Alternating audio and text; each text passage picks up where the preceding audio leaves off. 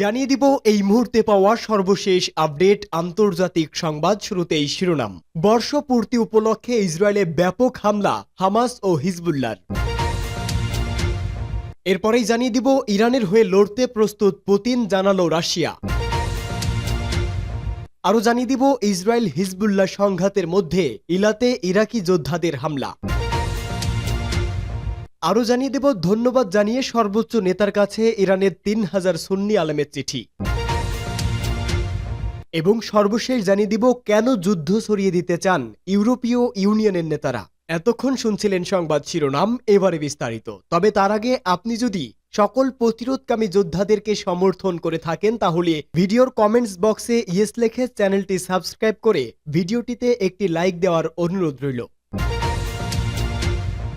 বর্ষপূর্তি উপলক্ষে ইসরায়েলে ব্যাপক হামলা হামাস ও হিজবুল্লাহর। চলমান গাজা যুদ্ধের বর্ষপূর্তি উপলক্ষে ইসরায়েলে ব্যাপক হামলা ফিলিস্তিনি প্রতিরোধ আন্দোলন হামাস ও লেবাননের সশস্ত্র গোষ্ঠী হিজবুল্লাহর। গতকাল ৭ অক্টোবর এই হামলা করে হামাস ও হিজবুল্লাহ। আল জাজিরার এক প্রতিবেদনেই তথ্য জানানো হয়েছে। প্রতিবেদনে বলা হয়েছে, চলমান গাজা যুদ্ধের প্রথম বার্ষিকীর প্রাক্কালে গতকাল সোমবার ইসরায়েলের তৃতীয় বৃহত্তম শহর হাইফায় হামলা চালিয়েছে লেবাননের সশস্ত্র গোষ্ঠী হিজবুল্লাহ। ইসরায়েলি আকাশ প্রতিরক্ষা ব্যবস্থা আয়রন ডোম উপেক্ষা করে হাইফা ও তিবেরিয়াস শহরে আঘাত হানে হিজবুল্লাহর ভয়ঙ্কর রকেট। এতে অন্তত ১০ ইসরায়েলি আহত হয়েছে। হিজবুল্লাহ দাবি, তারা ফাদি অদ নামক ক্ষেপণাস্ত্র ব্যবহার করে হাইফার দক্ষিণে একটি সামরিক ঘাঁটিতে হামলা করেছে। এর মধ্যে ২টি রকেট ভূমধ্য সাগরের উপকূলে হাইফাতে, অন্য ৫টি ইসরায়েলের তিবেরিয়াস শহরে আঘাত হানে। উল্লেখ্য, চলমান গাজা যুদ্ধে গত এক বছরে ৪১,৯০৯ ফিলিস্তিনি নিহত হয়। এছাড়া ৯৭,৩০৩ জন আহত হয়। আর হামাসের হামলায় ইসরায়েলের ১১৩৯ জন নিহত হয়। এ সময় ২ শতাধিক ইসরায়েলি হামাসের হাতে বন্দী হয়। এদিকে কাসাম ব্রিগেডস ও আল কুদস যোদ্ধারা জাবালিয়ায় ইসরায়েলি বাহিনীর সাথে ব্যাপক সংঘর্ষের খবর দিয়েছে। তারা বলেছে, ওই সংঘর্ষে কয়েকজন ইসরায়েলি সেনা নিহত এবং অনেকেই আহত হয়েছে। রুশ প্রেসিডেন্ট ভ্লাদিমির পুতিন যে মুসলমানদের পরম বন্ধু, সেটি তিনি বারবার প্রমাণ করেছে। ইসরায়েলের বর্বরতার বিরুদ্ধে সবসময় উচ্চ কণ্ঠ ছিলেন রুশ নেতার। ইরানের সাথে সবসময় গভীর বন্ধুত্ব বজায় রেখে চলেছে পুতিন। দুদেশের মধ্যে বন্ধুত্ব অব্যাহত রাখতে গোপনে ক্ষেপণাস্ত্র, ড্রোন আদান প্রদানও চলে। ইসরায়েলে হামলার মাত্র একদিন আগেই তেহরানে গিয়েছে রুশ প্রধানমন্ত্রী মিখাইল মুস্তশিন। বৈঠক করেন ইরানের প্রেসিডেন্ট মাসুদ পেজেশকিয়ানের সাথেও। সেই বৈঠকের কথা জানার পর বহু বিশ্লেষকের ধারণা, ইসরায়েলে ইরানের হামলার পেছনে পরোক্ষ সাই ছিল রুশ প্রেসিডেন্ট ভ্লাদিমির পুতিনের। সেই ঘটনা ছিল পরোক্ষ। এবার সরাসরি ইরানের সাহস ও ইসরায়েলের আগ্রাসন নিয়ে উচ্চকণ্ঠ পুতিনের প্রশাসন। মধ্যপ্রাচ্যে সংকটের নেপথ্যে যুক্তরাষ্ট্র যে কলকাঠি নাড়ছে, সেই ব্যাপারে সরাসরি ক্ষোভ ঝেড়েছে রাশিয়ার পররাষ্ট্র মন্ত্রণালয়ের মুখপাত্র মারিয়া জাখারোভা। তিনি বলেছেন, পূর্ব এশিয়ায় মার্কিন প্রেসিডেন্ট জো বাইডেনের নীতিতে এই অঞ্চলে অশান্তি আরও বৃদ্ধি করছে। মধ্যপ্রাচ্যে সংকটে পুরোপুরি অকৃতকার্য বাইডেন প্রশাসন। টেলিগ্রামে দেওয়া এক পোস্টে তিনি বলেন, এই সংঘাত একটি রক্তাক্ত নাটক যা শুধু দ্রুত গতিতে এগোচ্ছে। বাইডেনের ব্যর্থতায় মধ্যপ্রাচ্যে যুদ্ধের আশঙ্কা বাড়ছে বলেও মন্তব্য করেন মারিয়া জাখারোভা।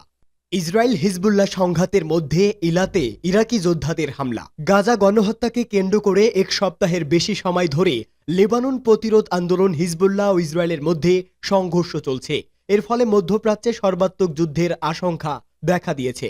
এমন পরিস্থিতিতে হিজবুল্লাহর প্রতি সংহতি জানিয়ে দখলদার ইসরায়েলের ইলাত সমুদ্র বন্দরে নতুন করে ড্রোন হামলা চালিয়েছে ইরাকের প্রতিরোধ যোদ্ধারা। ইরাকের প্রতিরোধ যোদ্ধাদের জোট পপুলার মোবিলাইজেশন ইউনিট জানিয়েছে, তারা ইলাত সমুদ্র বন্দরে একটি গুরুত্বপূর্ণ স্থাপনায় হামলা চালাতে সক্ষম হয়েছে।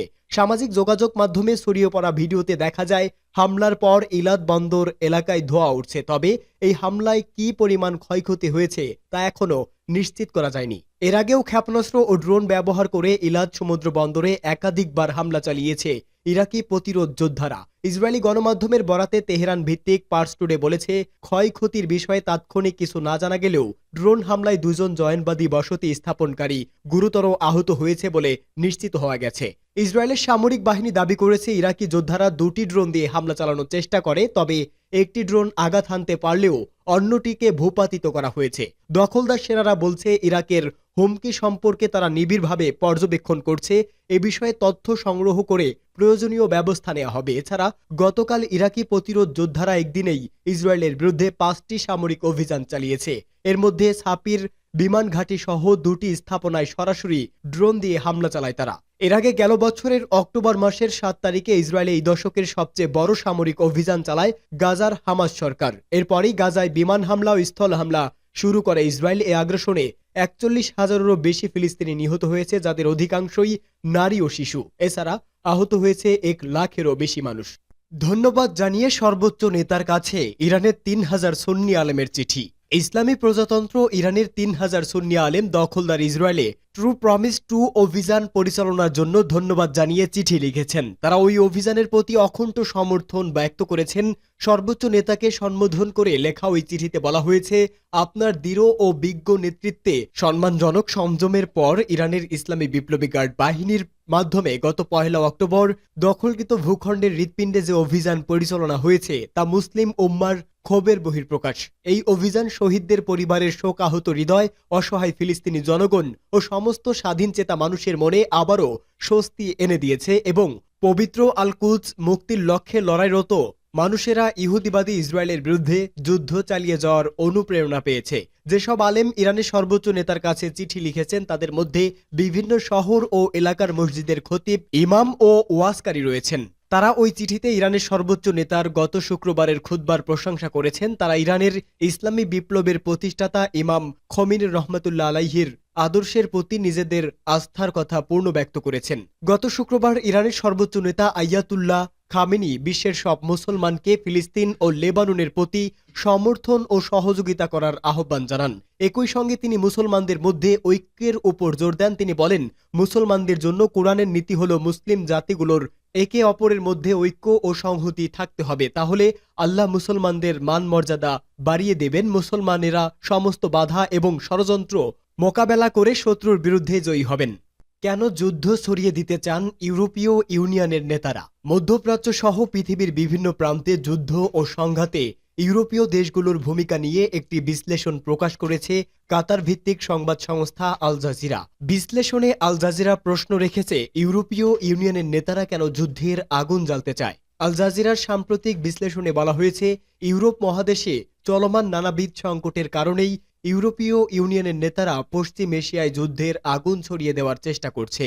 আল জাজিরা আরও বলছে, ইউরোপীয় ইউনিয়ন সংকটে রয়েছে এবং এ কারণে ইউনিয়নের নেতারা যুদ্ধের মাধ্যমে তাদের সংকট নিষ্পত্তি করতে চান। আল জাজিরা এই বিশ্লেষণের আরেকটি অংশে বলা হয়েছে, ইউরোপীয় নেতারা তাদের অঞ্চলের জন্য যুদ্ধ, অর্থনীতি ও সামরিকরণের স্লোগান প্রচার করে, কারণ তারা বিশ্বাস করে যে সামরিক শক্তি বৃদ্ধি ইউরোপের দুর্বল অর্থনীতিকে শক্তিশালী করতে পারে। এই বিশ্লেষণে ইউরোপীয় ইউনিয়নের নেতাদের উগ্র নীতির সমালোচনা করে বলা হয়েছে, তাদের এই আচরণ ইউরোপের সংকট নিরসনের পথে বাধা।